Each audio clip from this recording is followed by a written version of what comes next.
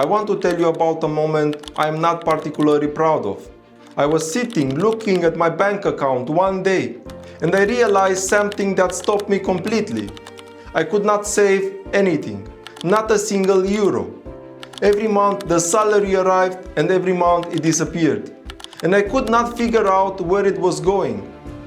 So I sat down and went through everything. And there it was. A credit for the car, monthly payment, not much. A credit for a laptop I wanted, monthly payment, also not much. A credit for a holiday, monthly payment, also fine on its own. But together they were eating everything. And not just the money itself, the interest on top of the money, month after month, for things that were already bought, already used, already in the past.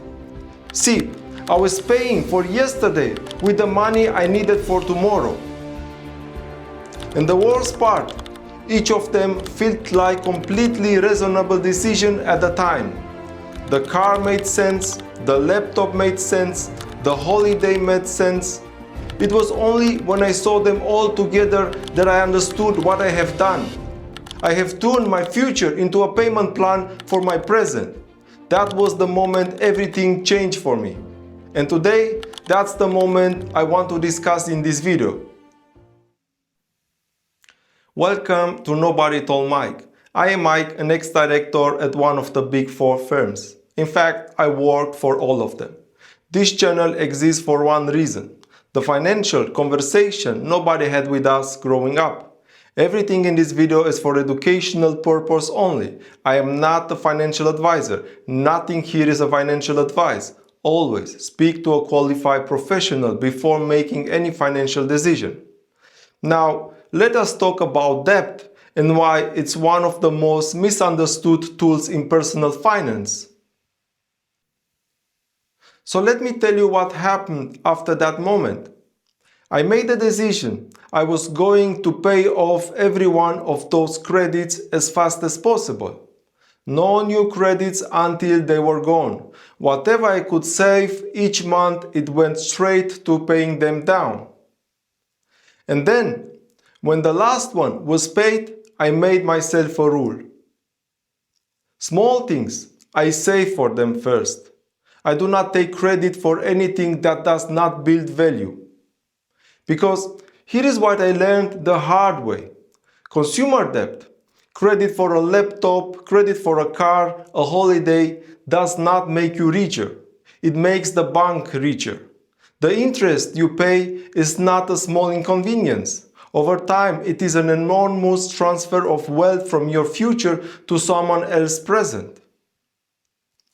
And this is the part most people miss. I did not become anti-debt after that experience. Because a few years later, I took out a mortgage to buy a rental property in Germany.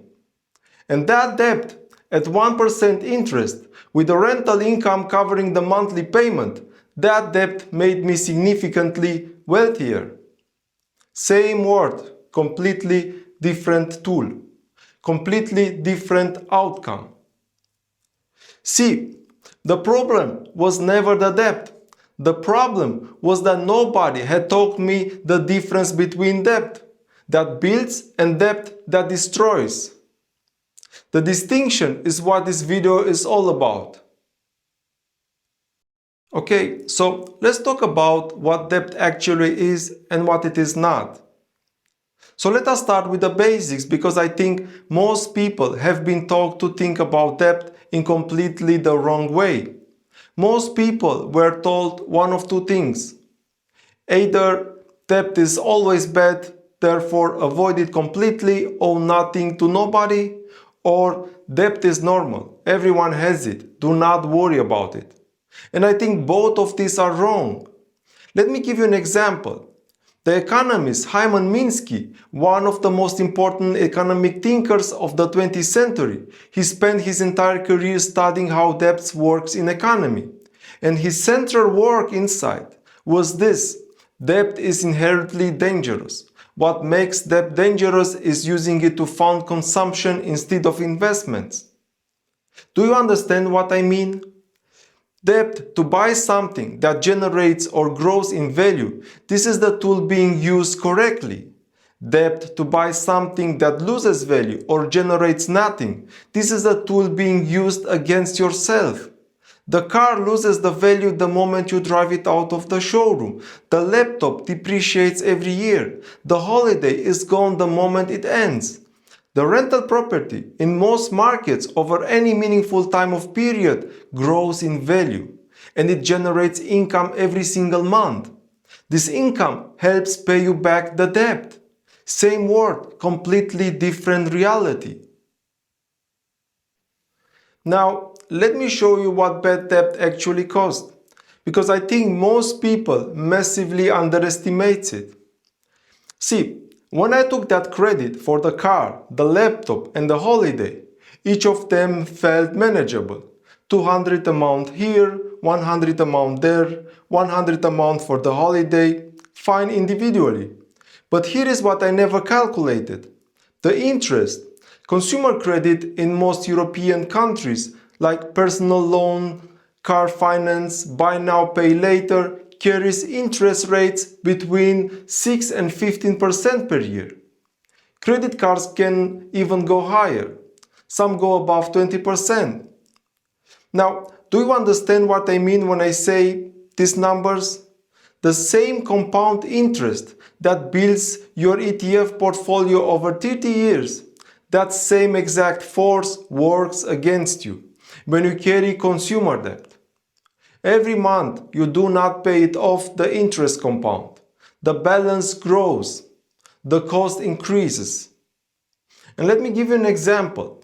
Robert Shiller, Nobel Prize winner in economics, has written extensively about consumer debt and how consumer debt traps ordinary households in cycles of financial stress that takes years to escape.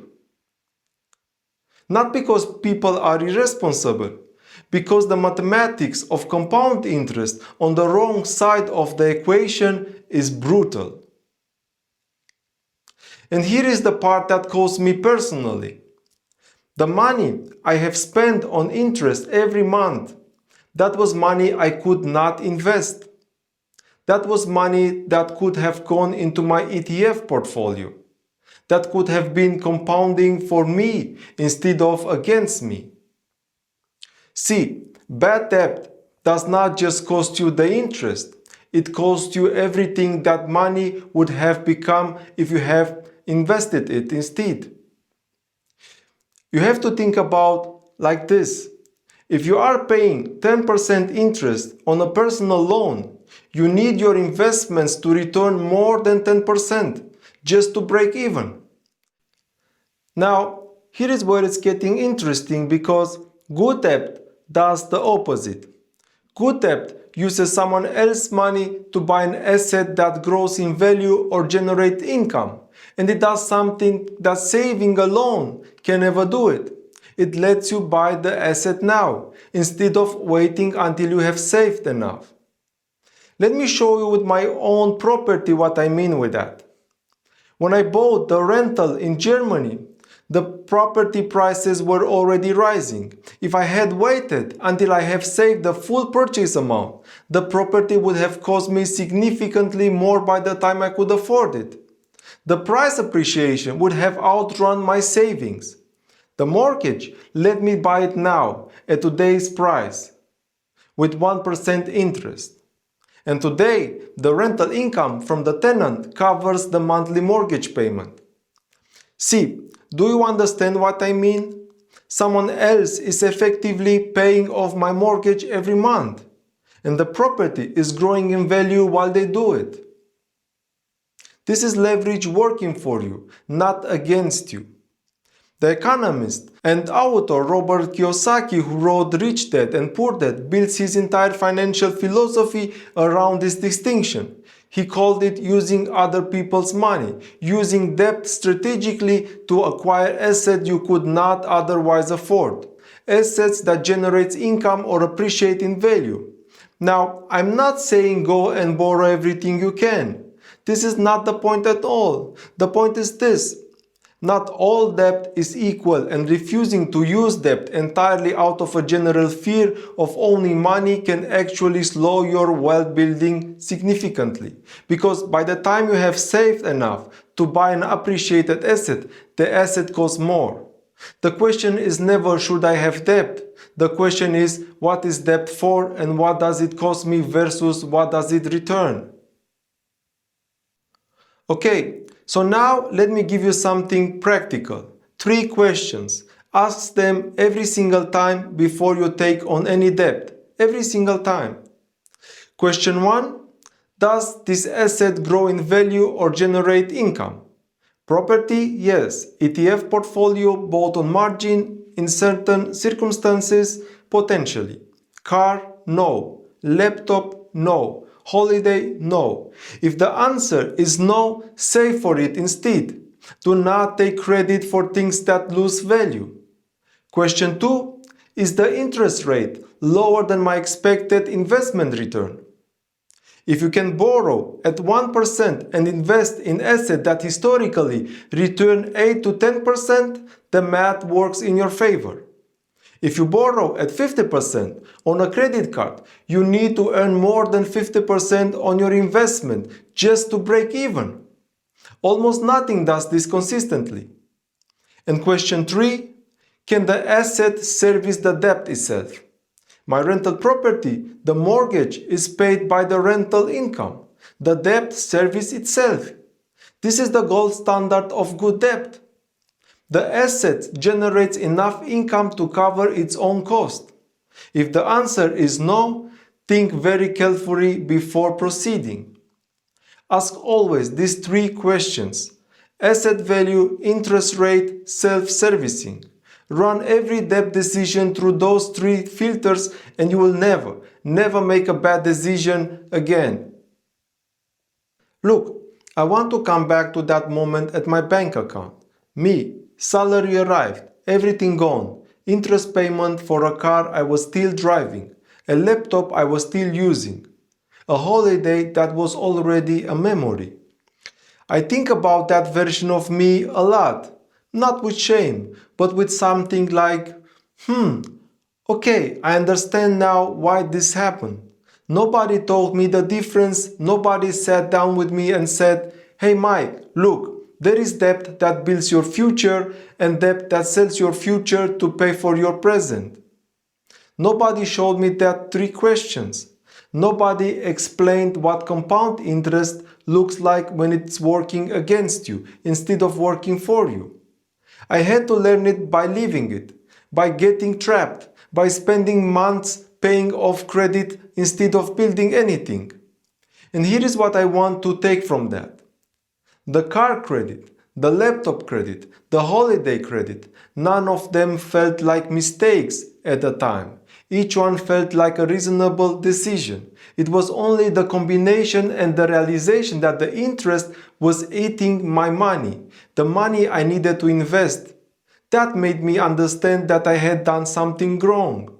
See, bad debt does not feel bad when you take it. It feels convenient. It feels manageable. It feels like a small monthly payment for something you want now. It only feels bad later when the payments are still there and the things you bought is already forgotten. Now, you know the difference. Before the debt arrives, not after. 2 things before you go. The free portfolio tracker at NobodyToldMike.com.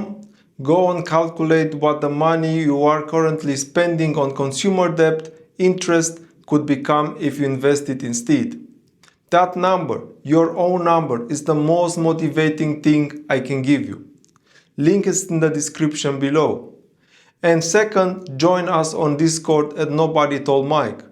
This week's question is already live in the community. Now, one last question for the comments. Do you have a bad debt story? A credit that felt small at the time and ended up costing you more than you expected? Be honest, I will be reading every single comment and I will reply to everyone. See you in the next video.